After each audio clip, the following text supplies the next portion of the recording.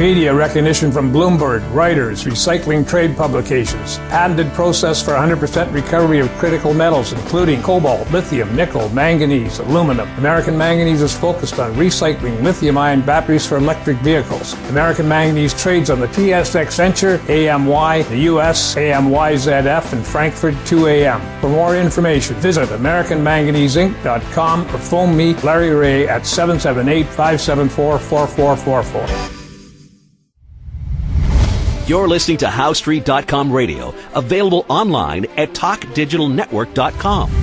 Welcome to HowStreet.com radio, the online source for market opinions. Here is Jim Goddard. My guest is Hilliard MacBeth, author of the second edition of the book, When the Bubble Burst, Surviving the Canadian Real Estate Crash. He's also a portfolio manager and financial advisor in Edmonton. His website, MacBethMcLeodPartners.com. You can find him on Twitter at HMacBE. Welcome back to the show. It's a delight to be here. Hilliard, the Bank of Canada just sent out a news release saying the typical mortgage payment could be 30% higher in 5 years. Do you see that happening? Yeah, it could happen a lot faster than that. I think the new mortgage rate is for the 5-year fix is just about 4.75, 4.80, and 5% is going to be reached pretty soon. I think this week the banks put out and other lenders put out a notice saying that if you've got an interest rate, they used to guarantee the interest rate for 90 days. Now they're talking about 15 days. And on Twitter, I don't know if it's correct, but there's lots of real estate people and mortgage brokers on Twitter saying that some of the lenders are not even honoring the commitments to keep the rate that they had quoted, sort of on this pre-approved thing. And so, rates are going up fast. And I would think that, the difference between 2.5% and 5% on a 5-year fixed for an average mortgage is probably, $1,000, $2,000, I guess, depending on how big the mortgage is. It's, some households, they'll barely notice it, but a lot of households, that are living more on the edge, it's going to be a big problem.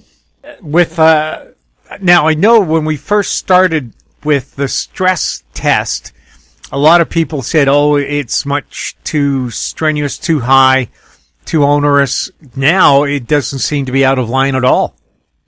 No, in fact, I don't follow as closely as the mortgage brokers do, but I watch them when they tweet and they say that the stress test is now outdated. So the actual mortgage rates now are higher than the stress test would be. So it's an either or on the stress test. Either the rate you've got or the posted 5-year fixed rate plus 2% or something like that. So the reality now is yet in the stress test is no longer, it's not stressful at all anymore. It would be the other way to say it, I guess. The other thing that happened with Bank of Canada this week was they put out an update of their stress test for the safety of the financial system in Canada because, as you and I've discussed many times, the amount of debt that households have and businesses now too is among the highest in the world.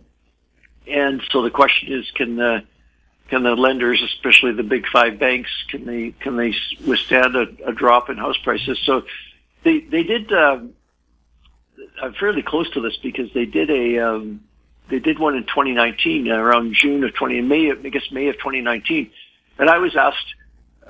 Somebody made a mistake and asked me to speak to a group of bankers in Toronto, and so I gave them my speech based on the stress test that the Bank of Canada had put out, and it wasn't very well received. I could tell you that. So it was, but the stress test. So I checked today. Actually, I was checking today on it, and of course the big thing in my mind anyway is the drop in house prices, right? So because that'll affect everything all the way down the line. Can people pay their mortgages? Can they refinance? Do they have any money left over to go to Canadian Tire and all? So the two stress tests is the one just done this month, and the one 3 years ago were quite similar, except in one respect, and a very important respect. the one in 2019 assumed a 40.9% drop in house prices, and the one today assumed a 29% drop in house prices, a much milder. But the question that comes to my mind is why, with the house prices having gone up so much during the COVID and after COVID, I've seen estimates as high as 50% of house prices increased in the last 2 or 3 years. Why would they assume a smaller drop in house prices? You think the higher the prices go, the bigger the drop will be when the bubble finally bursts. So I don't know. I'm going to contact them and ask them about that. How did they arrive at that number of 29%? Because 29% is not a big drop anymore, given how fast house prices have gone up recently. Well, you'll remember CMHC said when COVID started, they expected house prices to drop 12%. Instead, they went up 50%. When it comes to government agencies predicting anything, they seem to be wildly out of whack. Well, that was a surprise to everybody, including me. I thought, but none of us foresaw. I'm sure the CMHC didn't see it. I certainly didn't see it, and I don't know anybody else that saw it coming. Was that the government of Canada would run almost $400 billion deficit, and almost all of that money would be transferred into the hands of people, individual people, and businesses. And so that money, so there was this $40,000 business loan that I think maybe people have heard about, and some people obviously have taken them out. And the repayment of that is coming up at the end of this year. And $10,000 of it is forgiven as a grant if you meet the requirements, and the other $30,000 is repayable as a loan. But an awful lot of that money, this is just anecdotally. I haven't seen any studies. But anecdotally speaking, I heard from many people, quite a few people, saying that they were putting that money in as a down payment for more real estate. So, and looking at what happened to the housing market, I would say that that's probably what happened. The money that was supposed to be used to help people, keep their business going and help them get food and gasoline, instead was used to go to the bank and borrow a bunch more money or to another lender and buy more real estate. And another check on the truth of that is the fact that mortgages outstanding have grown by more than 10% a year for the last 2 years. So somebody's been borrowing more money, and certainly the ability to borrow that money probably was fueled by the extra money that was put into the system by the government of Canada. So nobody saw that coming. Nobody saw house prices going up, and we don't know what the impact of that is, but in my mind, it can't be good, because all it means is that people are deeper in debt, and wages haven't really gone up much at all. With people going back to the office now, has that eased the demand for rural properties for them to work from? Well, I saw a report today that said that people in Nova Scotia are really upset about all the people that bought houses there, pushed the house prices up, but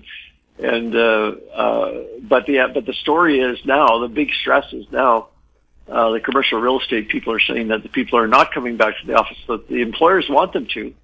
Elon Musk famously this week said that he wanted everybody to come back to work in the office rather than stay at home and pretend to work. And other employers feel the same way. So, but apparently, the level of a number of people in the downtown core of big cities like Toronto is still only at 25% of the level that was there before COVID. So they've lost a lot of people, and some of them are just not coming back. There's no question. The people that are more have more bargaining power, in the sort of the laptop crowd, call them that. They have a lot of bargaining power, and if they don't want to come, commute for 2 hours a day, they'll be able to convince their employers that it's okay for them to work from home. And I've met lots of those people, and you talk to them, say they just, even before COVID, people were questioning whether it made sense to spend all that money and time commuting to an office, and then just to open up your laptop when you get to the office and log in and do the same thing you would have done if you'd stayed home. Yeah, and before COVID, you weren't paying $2.36 a liter for gasoline to commute either. Exactly. So it's a very interesting situation. But I think the move away from downtown office space is permanent, and that means there's a number of people that own those buildings and a number of people that have been building those buildings that are going to be in trouble because there's a huge new amount of supply coming on stream in Montreal, Toronto, and Calgary that is going to be struggling to find.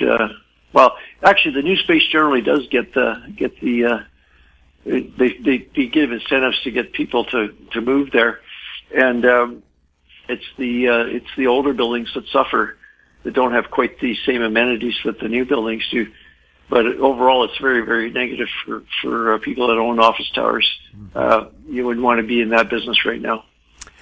Vancouver's Mayor Kennedy Stewart suggested, with so many vacant offices and shop fronts in downtown Vancouver, that he should put a tax on them to encourage people to reoccupy those business spaces. Wouldn't a tax incentive like being tax-free for 5 years encourage a lot more people to return to downtown than putting a tax on the current leaseholders or property owners? Yeah, the thing is, the taxes are going down on those buildings because the valuations have dropped dramatically. So when they're fully leased, they get valued at a cap rate of 4 or 5% or sometimes as low as 3%.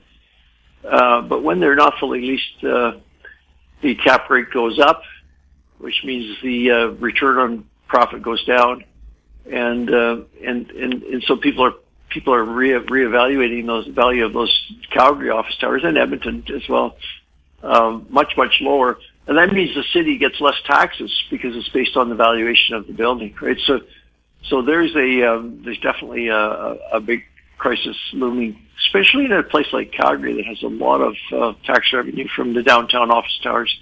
Most of those people in those downtown offices in Calgary don't actually work in the oil patch directly, not in the production of oil. They work in other aspects of the oil business, like consulting, environmental assessment, and all kinds of software-related things. But there is very little oil done within 20 or 30 kilometers of downtown Calgary. Most of it's much further north. So that's a very vulnerable situation in Calgary. And I think with Toronto, with the financial center, that's a very dicey situation as well, because the big financial institutions, especially the banks, they just don't need as many people. With the computer processing now, they need a lot fewer people to keep tabs on their loans and their deposits and all that stuff. So, I think it's a permanent change, and I don't think people are ready for it. I think it's going to be a shock. Now, Bill Gates suggested, and in the European parliaments they're talking about it, putting a tax on every robot that replaces a person because that person may not be able to find a job. Is that something we might see here? Well, it's interesting that the robots who should make life better for all of us are seen as stealing the jobs. It's I think the idea was when John Maynard Keynes was writing in the 1930s, he saw kind of a utopian vision of the people having more and more leisure time, and I guess in theory that could be true today with computers and robots and all that kind of stuff, except for all the debt that people are carrying. That's the thing. If people have to work to pay that debt, they've just substituted the bank. They used to be indebted to the feudal landowner, and now they're working hard to just pay the bank the interest on the debt. So, but in theory, it should work to everybody's benefit that people have to work less hours, and especially with the conversion to electric cars.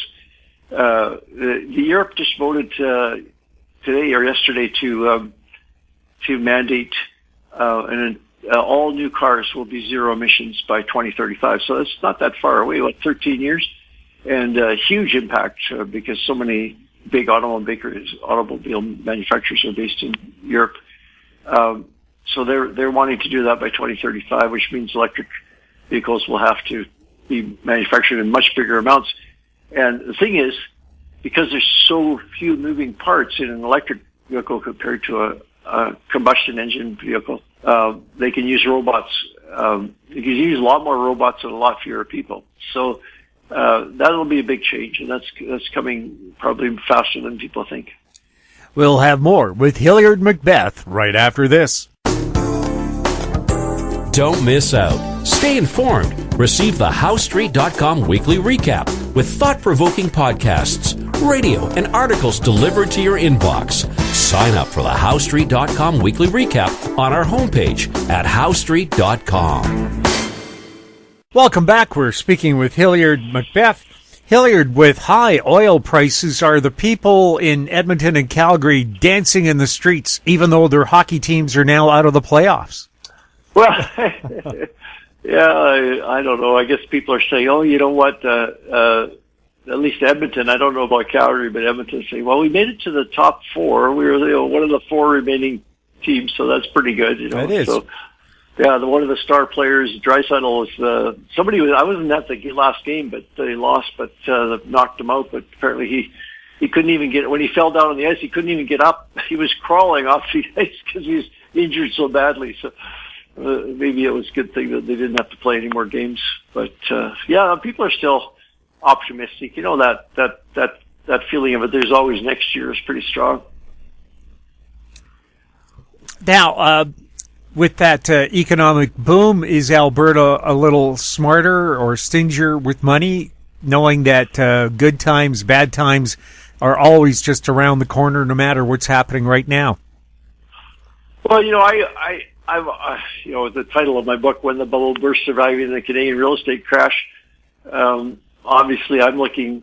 My nature is to look for things that could go wrong, and I'm kind of amazed actually at the optimism that I hear daily, because people are expecting that the oil and gas industry will last much, much longer than I think it will. I think it's you know, that one thing I just quoted of zero emissions by 2035. It's only 13 years away, 12 and a half years actually. So it's happening fast. And the thing is that about half of all the oil in the U.S. that's consumed is used in cars and light trucks, about 9 million barrels. So that just the U.S. alone, that would reduce the demand for oil in the world by 10%. So about 90 million barrels used, between 80 and 100 million barrels used daily. So and if all the automobiles in the world switched over, the demand for oil would drop down to something like 20 or 25 million barrels a day. So we're looking at a huge change for the oil and gas industry, and nobody knows what the you know, who's the last man standing in terms of supplying that 25 million barrels. But I don't think it'll be Northern Alberta, because several headwinds. The transportation costs are higher because there's no tidewater near Alberta. The type of oil requires it's a complex molecule. It requires a lot of refining. And so there's just too many things going against it. The Texas oil, on the other hand, is light sweet crude that they're finding in the shale, and it's pretty close to tidewater, and there's pipelines to the coast that are easy to install on flat land, and so they're likely to survive. And of course, the Middle East, their costs are much lower than Alberta's costs, so they're likely to survive. So it's an optimism that I think is people are being overly optimistic. I think we should get ready for an era in 20 years where the fossil fuel is much less important than it is today, and that isn't just cars, like trucks and trains and that sort of stuff. There's all the fuel that's used for heating buildings and for making electricity as well. So there's an awful lot going on, and I know there's lots of arguments that say that you can't possibly go to wind and solar, but I think we might be surprised at how successful people are in making the switch over. Has there been any talk of building a natural gas pipeline up to Churchill and then using ships to take LNG to Europe? if they're trying to wean themselves off Russia. Well, with that shale oil in Texas comes a lot of natural gas, which, I hear rumors that they're allowed to flare it in Texas if it's on private land. I don't know if that's true or not. But they are building liquefaction plants for natural gas. I believe in Texas, maybe in Louisiana, there's several new.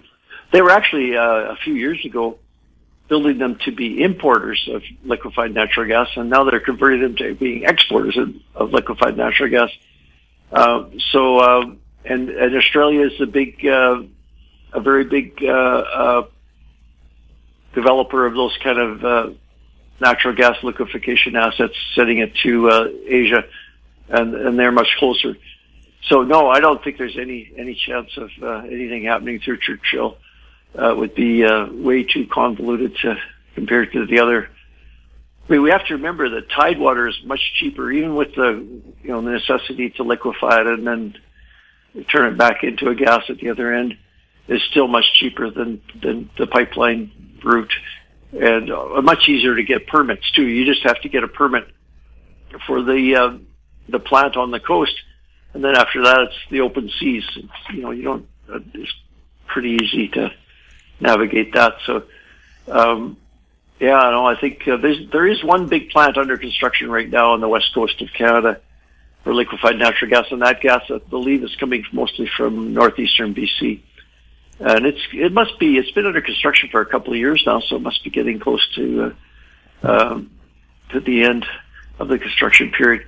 But that's probably the only one that's going to be built. These other offerings are more cost competitive than Canada's offerings. Hilliard, thank you so much for chatting with us. Thank you, Jim. My guest has been Hilliard MacBeth. Check out the second edition of his book, When the Bubble Burst, Surviving the Canadian Real Estate Crash. His website, MacBethMcLeodPartners.com. You can find him on Twitter at HMACBE. If you have any questions for Hilliard or any of our other guests, you can send them to info@HowStreet.com, our YouTube channel, Talk Digital Network.